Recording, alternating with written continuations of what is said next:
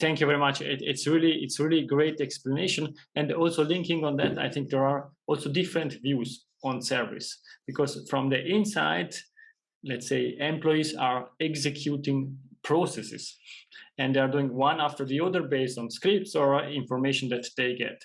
But as a customer, as you said, all the different customers perceive in a different way the experience that they are facing. And therefore, also, could you please elaborate a bit on this difference between service process and service perceptions? Because yes, within a company, you have clear KPIs, you need to do that quick, blah, blah, pam, pam, pam, but the perception of the customer is different.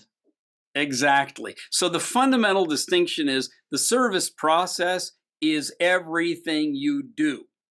The service perception is everything that they experience, everything that they notice, everything that they like or don't like. And they're not exactly the same. Now, for sure, the service process influences the service perception.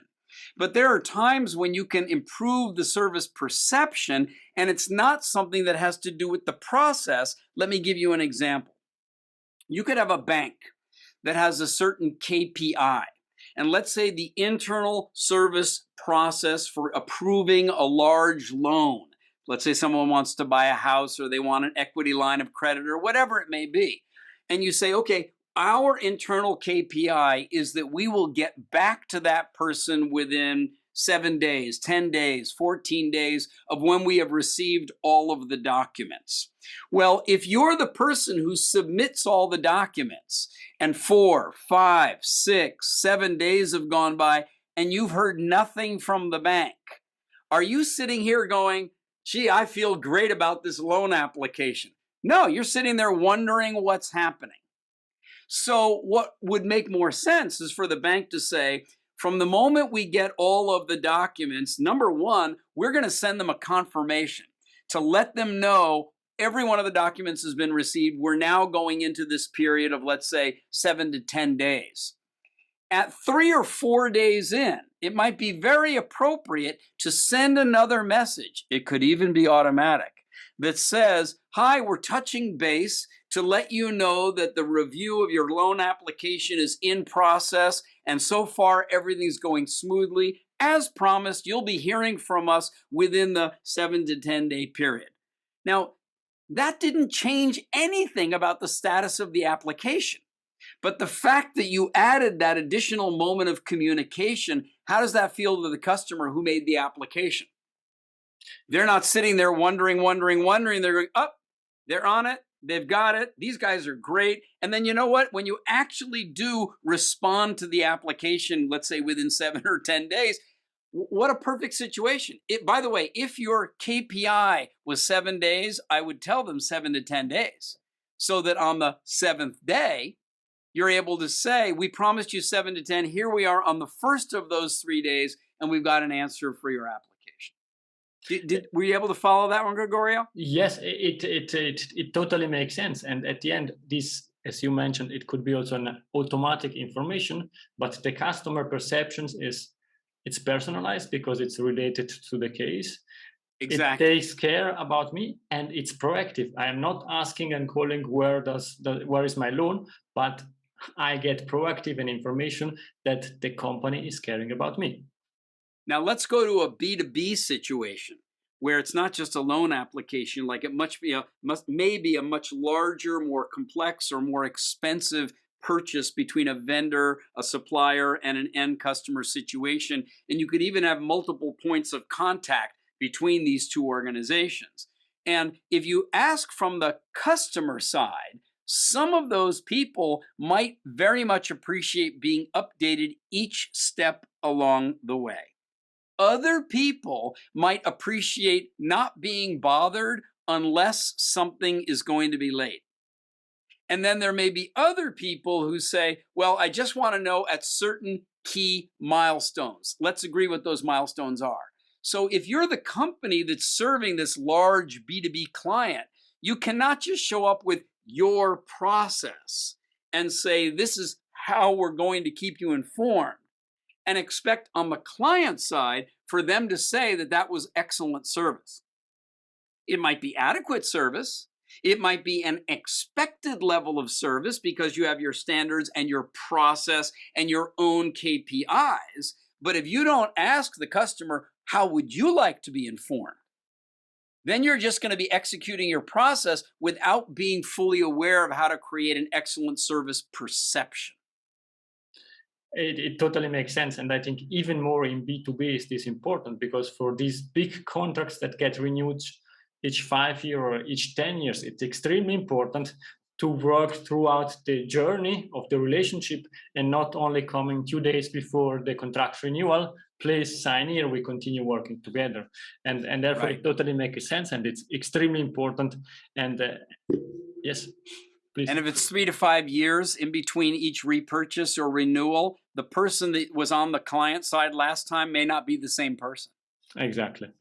Right. So let us not assume, let us inquire.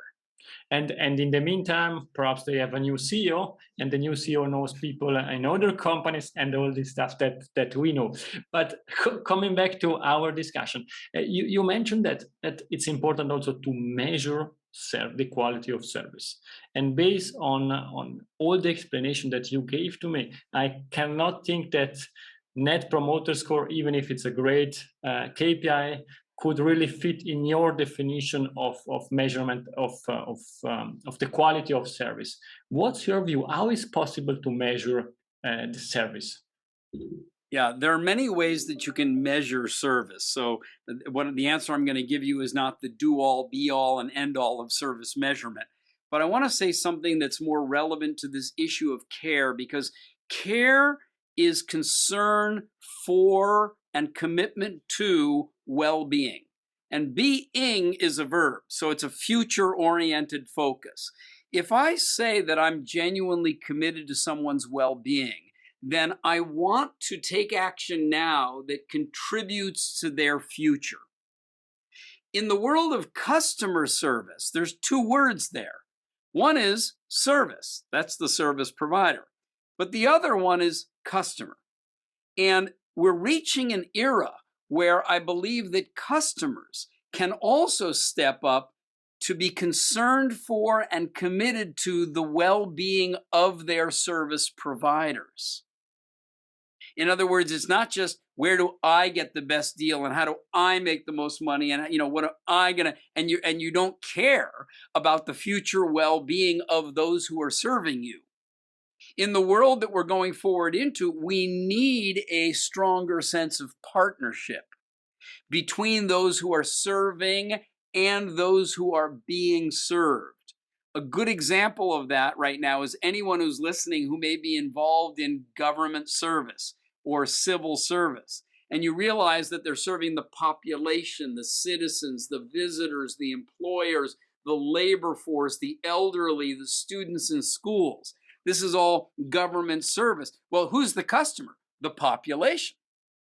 But should the population also be treating everyone who's in government service like a partner? Like, what can I do to demonstrate my concern and commitment to their future well-being? Not just take them for granted. Not just say, well, hey, I paid my taxes, you have to now make me happy. No, we are in a social commitment to and concern for one another. And that would actually then be a service partnership. Now, how do you measure that? And that would be asking questions like, what is the likelihood that you would like to continue to work with me in the future, or that you trust me to be someone to work with you and be an advisor for you or a supplier to you? When you're thinking about going into new areas, to what extent would you want to be in conversation with me about that possibility before you've even made the decision, because you're designing your future? Do you think of me that way, as someone to be in conversation with? Or am I just a low-priced vendor that you should squeeze to try to get the most that you can out of that transaction? Thank you very much. It's make totally sense that it's really thinking about long-term partnership, giving and getting something, and not only focused on specific, I need to create this and that. Thank you very much. I think what I am learning, or what we learned from your book, but also from this discussion, is that service is a mindset. It's not only a process or a roadmap to implement, but it's even bigger. And I think that you often also speaks about the future, and therefore I would like to understand from you, how do you see the future development of service? And basically, as I already mentioned, we saw on your webpage service, care, and love. You spoke a lot about service. You are speaking now these days, these months, about care. And I think the next step could be love. But how is it possible to achieve that and to get to that? Yeah. Gregorio, first, let me say that this topic and issue of love, I by no means profess to be someone who's prepared to be an educator in that space. All right, I recognize that what underlies the desire to serve someone is care of some sort. And I can identify that what underlies this human, biological, mammalian, historical urge to care about something, it has to do with a phenomenon of love, but I don't propose myself as an educator of that. So allow me to pen that either for a few decades and we can talk again, or until you think you're ready to teach me something, and then I'll be happy to learn. In the meantime, let me talk to this issue of service as a mindset. There's a lovely gentleman named Doug who's president of a company that I did some work for, and he had one of the best definitions of customer I ever heard. He said, a customer is anyone who's not me. Now, when you take that position, that a customer in life, in the world, is anyone who's not me, then every other person in the world is somebody potentially that I could think about in terms of what can I do for them that would uplift their life, that would create more value, that would make them feel recognized or appreciated or encouraged or admired or just seen. That's, service as a mindset is what can I do for you? Not what's in it for me. Now, again, I'm not asking people to just be completely altruistic for no reason, because the joy of serving is the incredible gift that you get when you give. So if you orient yourself towards giving to others, what comes back to you is so much more authentic than what you go out and try to get for yourself. When you ask about the future of service, I think what's happening right now on the planet, where we've got the kind of ecological tremendous difficulties and challenges that we're going to face as a species, and COVID was just sort of the opening show to have people become aware of this, is just how fragile we are, just how dependent on one another we are, and just how fluid our experience of life can actually be. Therefore, what is it you're going to do, not just with the rest of your life, but with the next moment in your life, that will take good care of yourself by taking good care of you and other people? And as you're saying, of the environment. Yeah. Thank you very much. It was really a great discussion, and now we are coming to the last part of this CX Goalkeeper show. I have 3 questions for you, and these are questions that also would help the listener to understand you better, and to also to get the opportunity to talk with you. The first question is there a book that you are saying it's something that I would like to suggest to the audience because it helped me during my career? Well, you mentioned my book because it was helpful in terms of career. With your permission, could I answer the question with a book recommendation that I think will be good for someone's life? Even better. Okay. So the book I want to recommend, and I read about one book every week. I go for long walks every day, and I use Audible to listen to books, and I do it, almost at twice the speed. And when I'm walking, I'm with the trees and the birds and the book. And there's a particular book that was recommended to me by one of my mentors, Dr. Fernando Flores, and the book is called The Invention of Yesterday. Now, Yuval Noah Harari wrote the book Sapiens, which many people have heard about. It's been translated into many languages, and it's an outstanding book, and I sincerely recommend it. And that was really the ecological, biological evolution of Homo sapiens. But this book, called The Invention of Yesterday, was written by Tamim Ansari. And it took him 7 years. It's a history of the world. And it was how the cultures and the traditions and the habits and the styles and the languages and the practices that have evolved around the world, how did they evolve and move and come into each other and blend and mesh and become, and in reading that book, I was actually able to locate the life that I'm living, which is quite an international life. I live in Singapore. I've been traveling a lot, of course, my life. You know, I'm not in the even the side of the world I was born in. But for anyone, anywhere, to locate yourself as a human being who's alive in the world today, how'd you get here?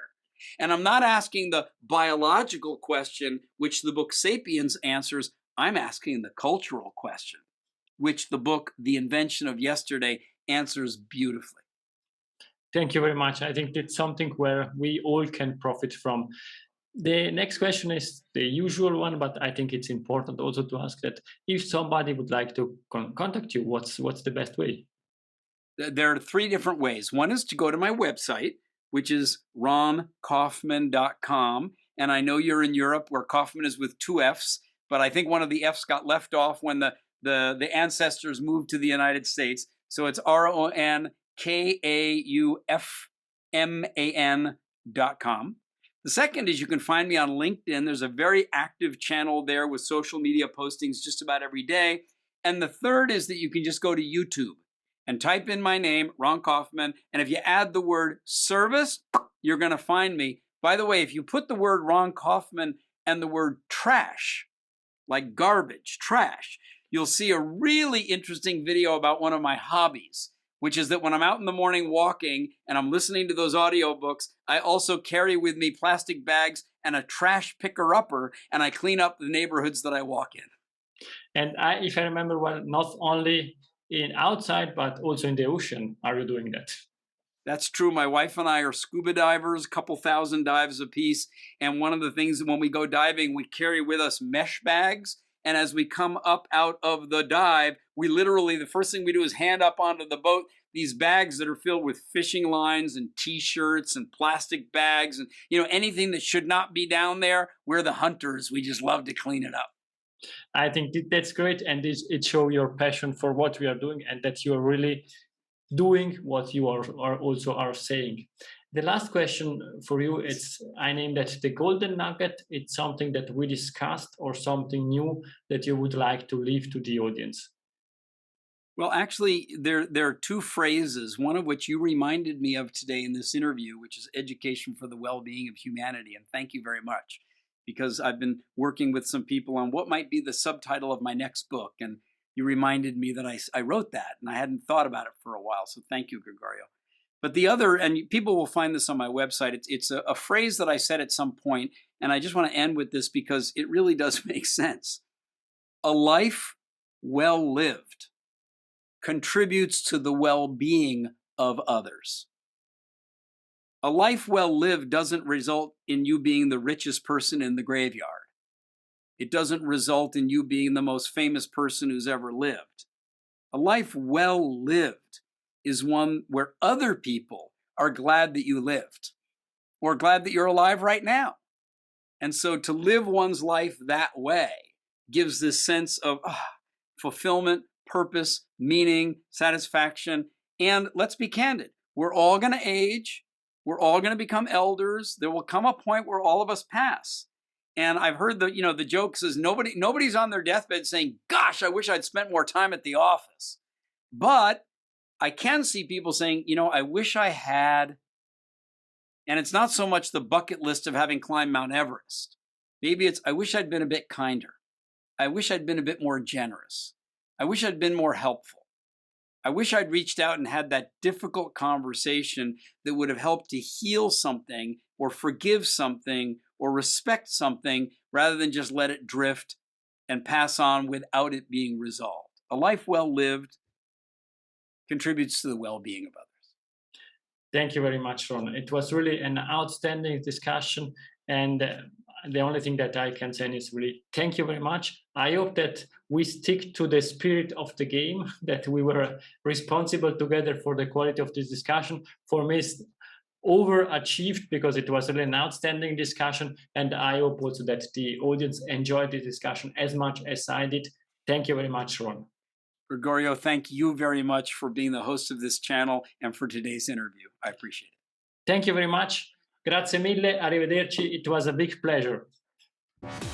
If you enjoyed this episode, please share the word of mouth. Subscribe it, share it. Until the next episode, please don't forget, we are not in a B2B or B2C business, we are in a human-to-human environment. Thank you!